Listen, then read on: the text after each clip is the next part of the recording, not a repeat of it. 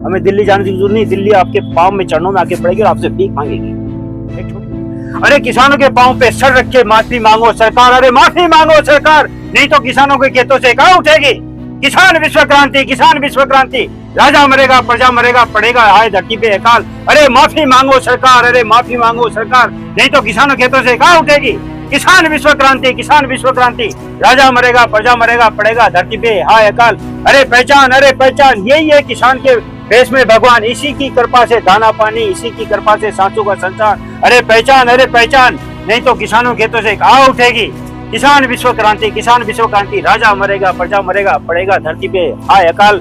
माटी तने moon तोड़नो पड़छे, moon राख्या मिन्नत मरेगा। किसान विश्व क्रांति, किसान विश्व क्रांति, इनकलाब जिंदाबाद।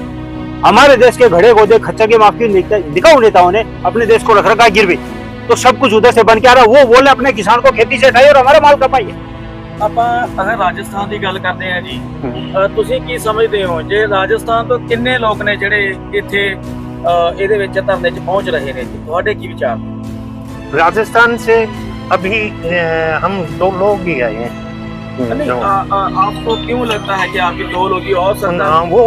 वो उसका कारण है जो सेना जिसके सेनापति जिसके सेनापति दुश्मन से मिले हुए हैं, वो सेना कितनी मजबूत हो और कितनी बड़ी हो, उसकी हार सुनिश्चित होती है। हर चीज का भाव आप उठा के देख लें, और कर्मचारियों की तनख्वाहें क्या थी वो देख लें, सोने की कीमत क्या थी, ठीक है, तेल की कीमत क्या थी, महंगाई कितनी थी, वो 2024 में कितना परसेंटेज बढ़ गई।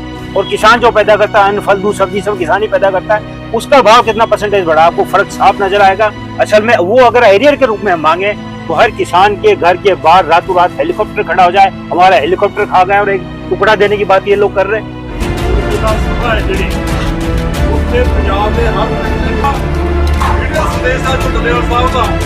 उन्होंने भी सचेत करता सीगा भी जब तक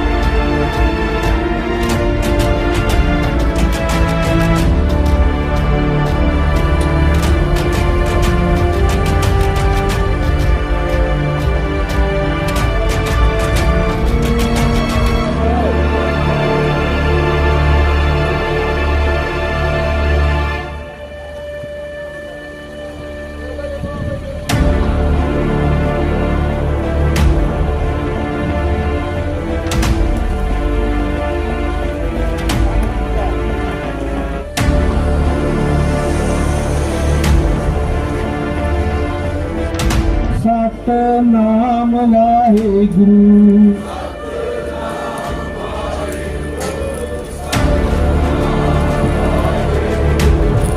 मेरी जो हमारे साथी खड़े हैं मीडिया के कैमरामैन साथियों के पीछे, मेरे उनसे हाथ जोड़ के प्रार्थना है सिर्फ मीडिया के साथी। हाँ जी श्रीमान जी, ਅਸੀਂ ਸਭ ਤੋਂ ਪਹਿਲਾਂ ਕਲਮ ਨਿਰਪੱਖ ਪੰਜਾਬੀ ਚੈਨਲ ਤੇ ਤੁਹਾਡਾ ਬਹੁਤ-ਬਹੁਤ ਸਵਾਗਤ ਕਰਦੇ ਹਾਂ ਔਰ ਤੁਹਾਡੇ ਤੋਂ ਜਾਣਨਾ ਚਾਹੁੰਦੇ ਹਾਂ ਤੁਸੀਂ ਕਿਹੜੀ ਜਗ੍ਹਾ ਤੋਂ ਆਏ ਹੋ ਔਰ ਆਪਣਾ ਪਲੀਜ਼ ਵੇਰਵਾ ਦੱਸ ਕੇ ਆਪਾਂ ਤੁਹਾਡੇ ਤੋਂ ਪੁੱਛਣਾ ਚਾਹੁੰਦੇ ਹਾਂ। ਜਿਹੜਾ ਆਪਾਂ ਖਨੌਰੀ ਬਾਰਡਰ ਤੇ ਖੜੇ ਹਾਂ ਤੇ ਤੁਸੀਂ ਇਹ ਜਿਹੜੇ ਸੰਗਲ ਪਾਏ ਹੋਏ ਨੇ ਜੀ, ਇਹਨਾਂ ਦੇ ਬਾਰੇ ਤੁਸੀਂ ਕੀ ਸਾਡੇ ਨਾਲ ਜਾਣਕਾਰੀ शेयर करना चाहते हो? प्लीज वारी करियो, पहला कौन श्रीमान करनगे, अपनी गलबात सारी रखियो।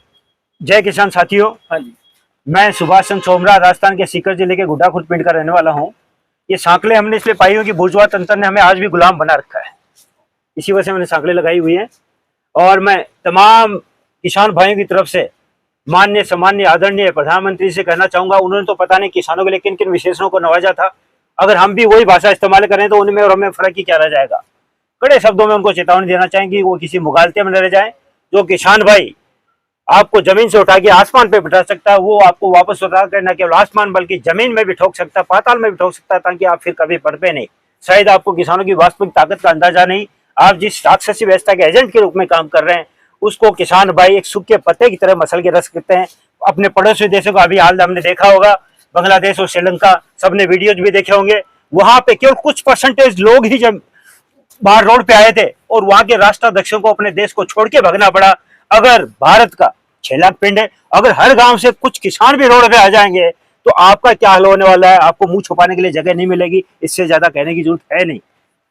देखिए, आप कह रहे हैं कि किसानों ने मोदी को आसमान पर बिठाया है, आप ये कह रहे हो, लेकिन मोदी भी तो कह रहा है, कहता है कि मैंने भी किसानी को आसमान तक पहुंचा दिया है। आसमान पे पहुंचा दिया तो किसान रोड पे क्यों है? अगर पहुंचा दिया होता तो किसान तो रोड पे नहीं होगा। किसान ने, आप देखो, देश आजाद होने से अब तक क्या नहीं करा। धरना, ज्ञापन, प्रदर्शन, लाखों शहादतें दी, लाठियां खाई, ठीक है।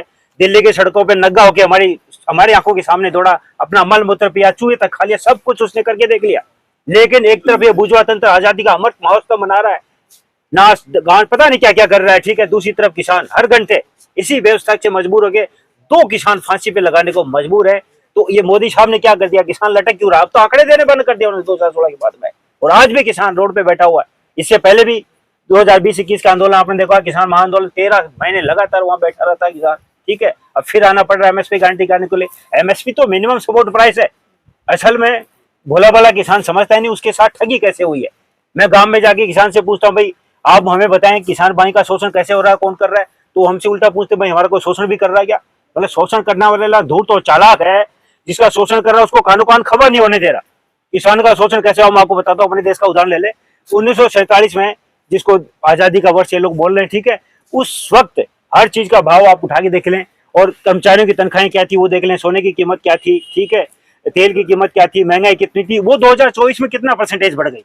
और किसान जो पैदा करता है, अन्न, फल, दूध, सब्जी सब किसान ही पैदा करता है, उसका भाव कितना परसेंटेज बढ़ा, आपको फर्क साफ नजर आएगा। असल में वो अगर एरियर के रूप में मांगे तो हर किसान के घर के बाहर रातों रात हेलीकॉप्टर खड़ा हो जाए, हमारा हेलीकॉप्टर खा गया, और एक टुकड़ा देने की बात ये लोग कर रहे हैं। सरकार तो कह रही है कि हमने भी तो रेट बढ़ाए हैं, फसल के रेट बढ़ाए हैं, हर एक साल बढ़ाते हैं जी फसल के रेट बढ़ाने की बात मैंने आपको बता दी ना, कैसे बढ़ाए। न्याय तब होता जब उनके अनुपात में रेट बढ़ते। जितने कर्मचारियों की तनख्वाह बढ़ी, जितनी सोने की कीमत बढ़ी, जितनी तेल की कीमत बढ़ी, जितनी महंगाई परसेंटेज बढ़ी, उसी अनुपात में हमारा बढ़ना चाहिए था, तब तो न्याय होता। एक वर्ग को चूस के आप निचोड़ के खाना चाह रहे हो, दूसरे वर्ग की तिजोरियां बनना चाह रहे हो। ਤੁਸੀਂ ਆਪਣੇ ਕਿੰਨੇ ਦਿਨਾਂ ਤੋਂ ਕਿੰਨੇ ਸਮੇਂ ਤੋਂ ਇੱਥੇ ਆਪਣਾ ਜਿਹੜਾ ਤੁਸੀਂ ਆਪਣਾ ਪ੍ਰੋਟੈਸਟ ਕਰ ਰਹੇ ਹੋ, ਔਰ ਇਹਦੇ ਆਪਣੇ ਪ੍ਰੋਟੈਸਟ ਬਾਰੇ ਕੀ ਕਹਿਣਾ ਚਾਹੁੰਦੇ हो? हम जो है लगातार पूरे देश में किसानों को जागरूक करने के उद्देश्य से घूमते रहते हैं। हमारी टीम का नाम है एमएसपी बेड़िया टीम। मैं शंभू बॉर्डर भी अब की बार 3 बार जाके आ चुका हूँ, मेरे साथी भी 1 बार जाके आ चुके हैं, ठीक है। हम यहाँ भी हमारे जो किसान नेता आदरणीय दल्लेवाल जी, उनको सपोर्ट करने के लिए यहाँ पे आए हैं। उन्होंने एक ऐसा अवसर प्रदान करा किसानों के लिए कि ये इससे अच्छा अवसर आपको मिल नहीं सकता। शताब्दियों में ऐसे अवसर आते हैं। पूरी धरती के किसान को एक हो जाना चाहिए, ना केवल भारत, क्योंकि पूरे संसार का किसान दुखी है। वर्तमान में आप गहराई से देखें तो धरती पे 2 समूह है, किसानों और खेती और मजदूरों का। अपनी आजीविका बचाने की लड़ाई इस वक्त लड़ रहा है, भले मीडिया दिखाए ना दिखाए। विकसित देशों का किसान भी आप देखिए, फ्रांस का किसान भी रोड पे है, इटली का, तमाम देशों का किसान रोड पे है, विकासशील देशों का, गरीब देशों का किसान भी रोड पे है। तो ये बीमारी क्या है? जब तक बीमारी को हम गहराई से नहीं समझेंगे, जैसे पेड़ को सुखाना है, जब तक उसकी जड़ पे वार नहीं होगा पेड़ सूखेगा नहीं। तो जड़ पे वार हम नहीं कर पा रहे, इसी वजह से ये इन लोगों पे कोई असर हो नहीं रहा है। लगातार किसान यहाँ पे बैठा आप देख रहे हो, ठीक है। तो अब इसको एक नया रूप देने की कोशिश हम करेंगे, क्यों दिन ब दिन फांसीवादी ताकतें न केवल भारत बल्कि पूरे संसार में ज्यादा से ज्यादा मजबूत हो जा रहे हैं। आने वाले दिनों में हो सकता है कि हमें वो ऐसे आंदोलन न करने दें। तो हमारे पास अगला रोड मैप तैयार है किसान विश्व क्रांति का।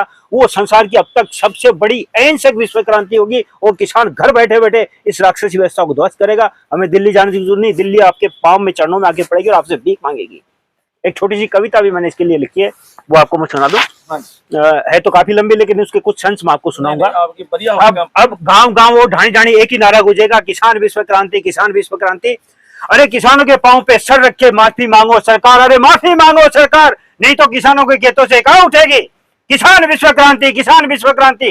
राजा मरेगा प्रजा मरेगा, पड़ेगा हाय धरती पे अकाल। अरे माफी मांगो सरकार, अरे माफी मांगो सरकार, नहीं तो किसानों के खेतों से कहाँ उठेगी। किसान विश्व क्रांति, किसान विश्व क्रांति।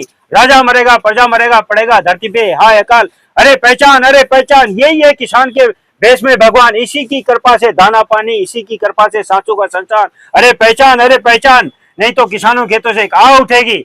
किसान विश्व क्रांति, राजा मरेगा प्रजा मरेगा पड़ेगा धरती पे हाय अकाल।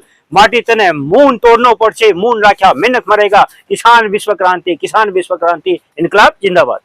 अगर ਆਪਾਂ ਪੰਜਾਬ ਸਰਕਾਰ ਦੀ ਗੱਲ ਕਰਦੇ ਆ, ਪੰਜਾਬ ਸਰਕਾਰ ਦੀ ਕਾਰਗੁਜ਼ਾਰੀ ਬਾਰੇ ਕੀ ਕਹਿਣਾ ਚਾਹੁੰਦੇ ਹੋ? एक्चुअली ये बुर्जुआ तंत्र के काम करने का तरीका होता है। मैंने बताया पूरी धरती का किसानों ने दुखी कर रखा है। असल में पूरे धरती के किसान को खेती से हटाना चाह रहा है, और हम किसान भाई चाहते हैं कि अपनी आजीविका की खेती, किसान को खेती में बचाने की कोशिश कर रहे हैं। इनकी बीमारी क्या, मैं थोड़ा सा आपको समझाता हूँ। वर्तमान में आंकड़ों के हिसाब से हम बात करें तो सबसे ज्यादा खेती हुई अमेरिका में है, ठीक है, लेकिन अमेरिका की आबादी है 33.5 करोड़। वहां उन्होंने अपने किसान लगभग खत्म कर दिए हैं। 2% किसानों ने वहां छोड़े। बड़ी बड़ी कंपनी कई लाख हेक्टेयर में खेती कर रहे हैं। वो इस वक्त पैदा करें 200 करोड़ के बराबर, खाने वाले वहां 33.5 करोड़। अब उसको खपाएगा कोल्ड स्टोरेज में कितने दिन रखेंगे? सबसे ज्यादा आबादी चीन और भारत में। चीन की व्यवस्था तो आप समझते हो, पास नहीं पटक नहीं देगी। हमारे देश के घड़े गोदे खच्चर के माफ की दिखाऊ नेताओं ने अपने देश को रख रखा गिरवी, तो सब कुछ उधर से बन के आ रहा। वो बोले अपने किसान को खेती से हटाइए और हमारा माल कपाइए, इसलिए वो सीधा नहीं बोल के खेती को अलाव कर रखते हैं। इसमें सफल भी रहे। भारत में 80% किसान हुआ करते थे, 30% ये बिना बोले ठा चुके हैं, और ये चाहते हैं पूरा किसान यहाँ से हट जाए, केवल उनका माल खपाया जाए। इसीलिए आपका माल आता है उससे पहले बाहर से मंगा के मार्केट को भर देते हैं, आपको भाव नहीं लेने देंगे। एमएसपी गारंटी का नहीं, इसी वजह से नहीं दे पा रहे और ना देने की कोशिश कर रहे हैं। हम कितने दिन से किसान बैठा हुआ, दबाव नहीं बन पा रहा। क्यों नहीं बन पा रहा? इसकी वजह है। इसलिए हम इनको दिमाग से मात देने की बात करें। किसान विश्व क्रांति में इसमें कोई तोड़ फोड़ और नारेबाजी नहीं होगा, ठीक है। इसमें केवल दिमाग से मात देना। जैसे दिमाग से इन लोगों ने हमें मात दी है, वैसे हम अपना दैनिक कामकाज करते खेती करते हुए इनको दिमाग से मात देंगे। देखिए श्रीमान जी, ਜਿਵੇਂ ਆਪਣੇ ਇੱਥੇ ਅਗਰ ਆਪਾਂ ਪੰਜਾਬ ਦੀ ਗੱਲ ਕਰਦੇ ਆ, ਸ਼ਾਇਦ ਤੁਹਾਡੇ ਜਾਣਕਾਰੀ 'ਚ ਨਾ ਹੋਵੇ, ਪੰਜਾਬ ਸਰਕਾਰ ਦੇ ਜਿਹੜੇ ਕੈਬਨਿਟ ਮੰਤਰੀ ਨੇ ਉਹ ਵੀ ਇੱਥੇ 1-2 ਦਿਨ ਪਹਿਲਾਂ ਹੋ ਕੇ ਗਏ ਨੇ, ਡੱਲੇਵਾਲ ਸਾਹਿਬ ਦਾ ਹਾਲ ਚਾਲ ਪੁੱਛ ਕੇ ਗਏ ਨੇ। ਤੇ ਤੁਸੀਂ ਪੰਜਾਬ ਸਰਕਾਰ ਨੂੰ ਜਾਨੀ ਕਿਸ ਲਾਈਨ ਦੇ ਵਿੱਚ ਮੰਨਦੇ ਹੋ? ਤੁਸੀਂ ਮੰਨਦੇ ਹੋ ਵੀ ਪੰਜਾਬ ਸਰਕਾਰ ਹੈ ਜਿਹੜੀ ਕਿਸਾਨੀ ਪ੍ਰਤੀ ਇਮਾਨਦਾਰੀ ਨਾਲ ਚੱਲ ਰਹੀ ਹੈ, ਕਿਤੇ ਇਹਦੇ ਵੀ ਤੁਸੀਂ ਮਨ 'ਚ ਬੇਈਮਾਨੀ ਦੇਖਦੇ हो? अगर आप पंजाब की सरकार की गल कर, देखो मैं थोड़ा किसानों को जागरूक कर उधर से ये राजनीति समझाते हूँ। आप राजनीति सवाल पूछ रहे हैं कि राजनीति चलाता है कैसे। असल में धरती पे 800 करोड़ लोग हैं। 3 टाइप का दिमाग है उनमें। पहला दिमाग है शक्तिशाली दिमाग, उसके केवल 0.1% लोग वही पूरे सिस्टम को चला रहे हैं और उन्हीं के फेवर में बैठे हुए राक्षसों के, ठीक है। दूसरा होता है और 1 मिनट में पूरी राजनीति समझा देता हूँ, आपको जवाब मिल जाएगा कि आम आदमी पार्टी पंजाब में क्या कर रही है, दिल्ली में बैठी बीजेपी क्या कर रही है, कांग्रेस क्या करेगी, किसी पूछने की जरूरत है। आप अपने आप समझ जाएंगे कि बीमारी क्या है। इसलिए उसके उद्देश्य से मैं केवल 1 मिनट में इसको खत्म करूंगा, ज्यादा लंबा नहीं लूंगा, ठीक है। तो इन धूर्तों ने किसानों को मूर्ख बनाने के लिए पूरी वैश्विक व्यवस्था का एक छोटा सा हिस्सा राजनीति बनाए। राजनीति को इन्होंने 3 विचार सेट कर दिया, और पहला विचार इन्होंने सेट करा दक्षिणपंथी विचारधारा। अभी केवल हम भारत और अमेरिका को कंपेयर करेंगे नहीं तो काफी लंबा हो जाएगा। अमेरिका में दक्षिणपंथी विचारधारा की पार्टी जो है रिपब्लिकन पार्टी है, इसका डोनाल्ड ट्रंप प्रेसिडेंट चुना गया, अभी बैठेगा वो, ठीक है। भारत में दक्षिणपंथी विचारधारा की पार्टी बीजेपी है। तो ये क्या करेंगे, दक्षिणपंथी विचारधारा का काम है, वहां दक्षिणपंथी विचारधारा करेगा काला गोरा नस्ल भेद। यहाँ ये करेंगे हिंदू मुसलमान, इस दायरे से बाहर नहीं जाएंगे, इनका काम सौंपा हुआ है। अगर आदमी यहाँ उग जाए, कितने चतुर लोग, अगर आदमी यहाँ उग जाए तो उनको कहाँ फंसा जाए। दूसरी विचारधारा इन्होंने बनाई सेंट्रिस्ट विचारधारा। उस विचारधारा की भी एक पार्टी हर देश में इन्होंने बना दी, एक से ज्यादा पार्टी आपको मिलेंगी। भारत अमेरिका में डेमोक्रेटिक पार्टी का जो बाइडेन प्रेसिडेंट बैठा हुआ वो सेंट्रिस्ट विचारधारा की पार्टी है। भारत में कांग्रेस सेंट्रिस्ट विचारधारा की पार्टी है। इन दोनों विचारधारा में फर्क इतना ही है, इन दोनों विचारधाराओं को असल में काम है धरती पे वास करने वाले 1% लोगों के हितों की रक्षा करना। लेकिन फर्क इनमें दक्षिणपंथी और सेंट्रिस्ट विचारधारा में यह है कि दक्षिणपंथी विचारधारा है वो देश को 10 गुना तेजी से खाती है। मतलब कांग्रेस 70 साल में जितना नुकसान पहुंचा है ये 7 साल में पहुंचा देगी, और वो काम कर रही है आपके सामने। ਤੁਸੀਂ ਜਾਨੀ ਇਹ ਮੰਨਦੇ ਹੋ ਵੀ ਪੰਜਾਬ ਦੀ ਜਿਹੜੀ ਸਰਕਾਰ ਹੈ ਵੀ ਉਹ ਵੀ ਐਂਟੀ ਰੋਲ ਨਿਭਾ ਰਹੀ ਹੈ ਕਿਸਾਨੀ ਦੇ? ये सब सिस्टम एक ही कुल है। मिला के ਤੁਸੀਂ ਇਹ ਕਹਿਣਾ ਚਾਹੁੰਦੇ मूर्ख बनाने का काम करते हैं ये लोग, ठीक है। केंद्र सरकार राज्य सरकार के पाले में गेंद फेंकेगा, राज्य सरकार सुप्रीम कोर्ट के गेम पे, ये पूरा सिस्टम एक ही है, इन्हीं का बनाया हुआ है। ये केवल अपने हितों के फायदे के लिए इन्होंने पूरा सिस्टम रचा है, ये हमारे लिए नहीं रचा गया है। ये अगर आप राजस्थान की गवर्नमेंट की गल करते हैं, राजस्थान की गवर्नमेंट बारे की कहना है? राजस्थान में तो वही बैठे हैं बीजेपी, पहले कांग्रेस थी बीजेपी बैठी, केंद्र में बीजेपी बैठी, क्यों नहीं काम कर देते वो?